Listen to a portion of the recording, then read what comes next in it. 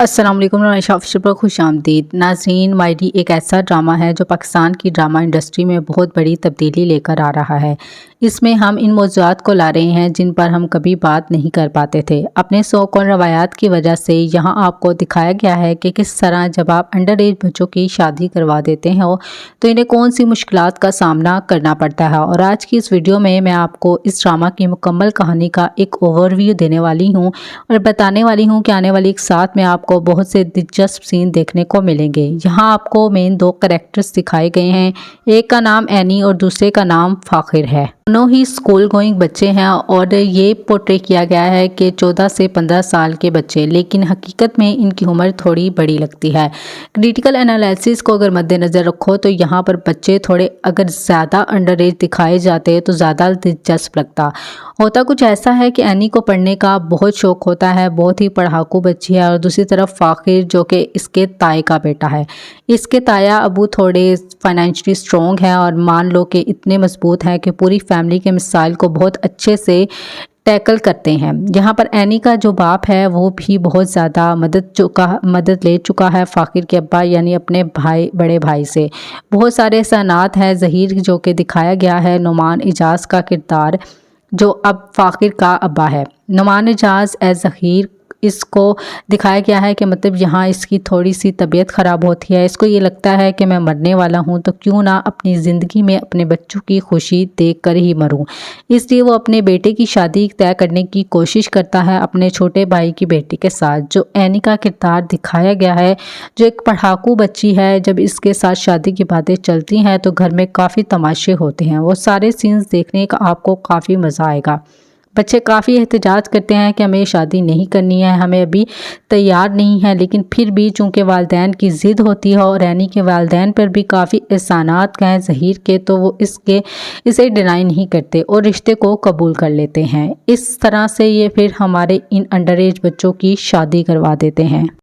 शादी वाले सीन बहुत ही सुपर्ब है, मतलब इनकी जितनी भी तारीफ़ की जाए कम है। दोनों ने बहुत अच्छी एक्टिंग की है और मेरे ख्याल से एक वजह ये भी हो सकती है कि बहुत छोटे बच्चे नहीं दिखा सकते थे। अगर वो वाकई 13 से 14 साल के बच्चे दिखाते तो इतनी अच्छी एक्टिंग कैसे करते। इससे हमारा मोटिव क्लियर हो रहा है कि ड्रामे का सब्जेक्ट क्या है, तो हम इसी को लेकर प्रोसीड करेंगे। यहाँ आपको दिखाया जाएगा कि एनी के बाप ने 2 शादियाँ कर रखी हैं। एक बेगम इसकी कहीं दूसरी जगह पर इसको कोई छोटा सा फ्लैट लेकर दिया हुआ है और वहाँ पर इसको मिलने की कोशिश करता है।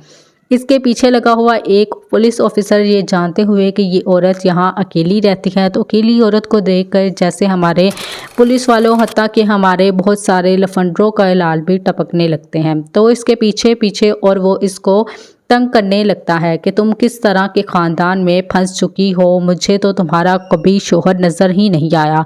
और वो उसे हर तरह से अपने जाल में कैद करने की कोशिश कर रहा है। और इसकी दूसरी बेगम कहेगी कि बस मुझे किसी तरह यहाँ से निकालो, नहीं तो मैं यहाँ पर फंस कर रह सकती हूँ, तो मुझे मोहल्ले वालों के जाल में फंस जाओ।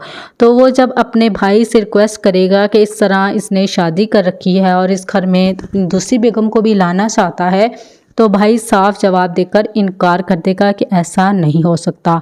अब ज़हीर जिसने शादी करवा दी अपने छोटे छोटे बच्चों की, ये सोचते हुए कि वो इस दुनिया से जा रहा है, फ़िलहाल तो नहीं गए, अलबत्ता इसके बहन भाई पूरी कोशिश कर रहे हैं कि जल्द से जल्द वो अगले जहां चला ही जाए। लेकिन उनकी कोशिश ये है कि वो जाने से पहले अपनी सारी दौलत हमारे नाम करके जाए। इसकी एक बहन दिखाई गई है, वो भी अपना हिस्सा मांग रही है।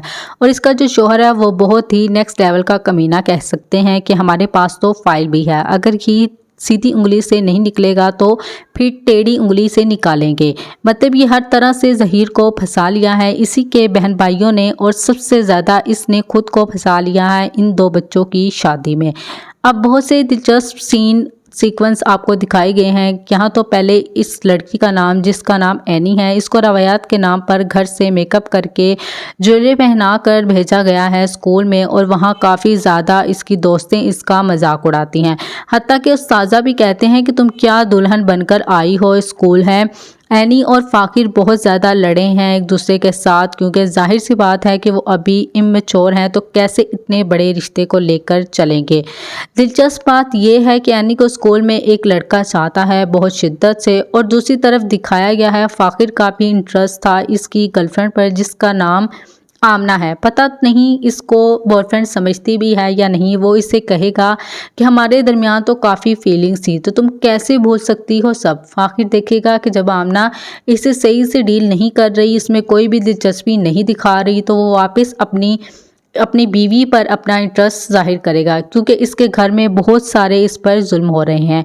पहले नंबर पर तो आपको जो मीठा पकाने वाली रस्म दिखाई जा रही है, इसको आपने हल्के में नहीं लेना।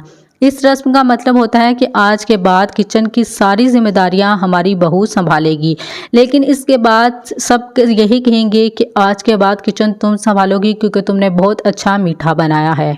एनी जो कि अभी बच्ची है और पढ़ना चाहती है, वो कैसे ये सारी जिम्मेदारियां लेकर चलेगी। फिर भी वो कोशिश करेगी इन सब को निभाने की और इन सब को मैनेज करने की, और इसे बहुत ही मुश्किलात का सामना करना पड़ेगा। लेकिन ये चीज़ फ़ाकिर भी देखेगा कि वो इससे लड़ता ज़रूर है, लेकिन कहीं ना कहीं इसके लिए सिंपैथी भी रखता है। अब होगा ये कि जब ये आहिस्ता आहिस्ता एक दूसरे के साथ अंडरस्टैंडिंग डेवलप करेंगे, दोनों घर से बाहर कुछ खाने के लिए जाएंगे, तो हाँ इनका टकराव हो जाएगा उस लड़के से जो कि एनी को काफ़ी पसंद करता है। अब इसको देखकर ऐसी फजूल बातें करेगा कि फ़ाकिर उल्टा गुस्सा करने की बजाय कहेगा कि भैया ठीक है, तुम ले जाओ इसको अपने साथ, अगर तुम इससे इतनी ही मोहब्बत करते हो तो तुम शादी कर लो। ये बात सुनकर एनी को बहुत ज़्यादा गुस्सा आएगा, और हो सकता है कि वो इसको एक थप्पड़ भी लगा दे और इसे कहे कि तुमने क्या शादी को मजाक बना रखा है, कि हमारा रिश्ता वैसा नहीं है जैसा तुम समझ रहे हो।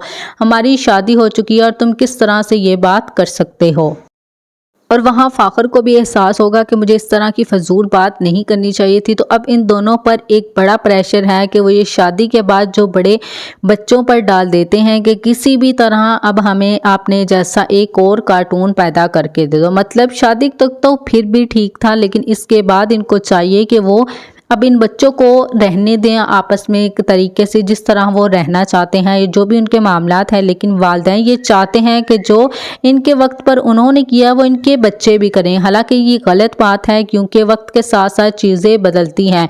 जब हमें ये लोग प्रेशर में डाल रहे हैं कि हमें पोता पोती नवासा नवासी दें, तो यहाँ पर काफ़ी ज़्यादा कन्फ्यूज आप होंगे और सीन्स भी बहुत ज़्यादा दिलचस्प होंगे, क्योंकि पेरेंट्स को ये सोचना चाहिए कि जब उनके पेरेंट्स की शादी हुई तो उन्होंने अपनी बेगमात को तभी देखा एक दूसरे को जब उनकी फर्स्ट नाइट थी, और उसके बाद जो उन्होंने शादियां की तो उन्होंने तस्वीर देखी पहले। तो ये चीज़ें और ये चेंजिंग सोचनी चाहिए कि वक्त के साथ साथ काफ़ी कुछ बदल रहा है, लेकिन इसका मतलब ये भी नहीं है कि आप एक दूसरे को अंडरस्टैंडिंग के नाम पर इतनी इतनी देर करते रहेंगे फिर आपको कोई पार्टनर समझ में ना आए। एक एज लिमिट के तौर पे आपको हर चीज़ को लेकर चलना चाहिए। फिर आपको अगर आप दिमागी तौर पर नहीं भी तैयार, तब भी आपको ये चमत्कार करना पड़ेगा। लेकिन अगर हम आजकल की जनरेशन की बात करें तो वो इतनी तेज़ है कि ये चमत्कार तो वो लोग आराम से ही कर सकते हैं। ड्रामे का इंटरेस्ट तब डेवलप होगा जब आगे से दिखाया जाएगा कि हो सकता है कि हमारी एनी की प्रेगनेंसी कंडीशन और वो भी जो एक जर्नी होगी वो काफ़ी दिलचस्प होगी। मुझे लगता है कि इस ड्रामे के अंदर अभी काफ़ी क्वेश्चन है आप लोगों को बहुत सारी चीज़ें सिखाने के लिए और ये बताने के लिए कि क्या कुछ फेस करना पड़ सकता है।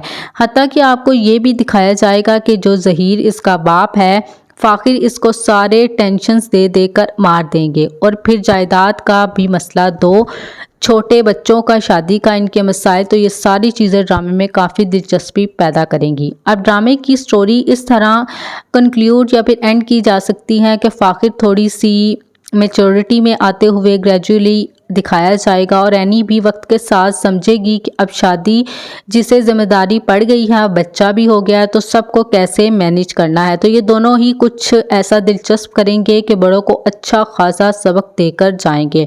मतलब इस तरह का फैसला लेना तो बहुत आसान है, लेकिन बाद में इनको लेकर चलना बहुत मुश्किल होता है। लेकिन अच्छा एंड तो ये होगा कि ये दोनों घर ही छोड़कर और चले जाएं और अपनी दुनिया बसाएं और इस सारे चिड़िया के घोंसले को एक साइड करके एक नया स्टार्ट लें। तो जिससे ये ड्रामा नहीं तो ये देखा तो वो आज से ही ड्रामा सीरियल देखना शुरू कर दें, क्योंकि इसमें आपको काफ़ी कुछ सीखने को मिलेगा और बहुत सी चीज़ें आप अंडरस्टैंड करेंगी कि किस तरह से अगर आप ऐसा कुछ फ़ैसला लेते हैं अपने बच्चों के लिए तो वो किस तरह से आगे जाके उनकी ज़िंदगी पर नज़रअंदाज हो सकता है। और जो जो ये ड्रामा सीरियल देखते हैं वो कमेंट में ज़रूर बताएं कि आपको ये ड्रामा सीरियल कैसा लगता है।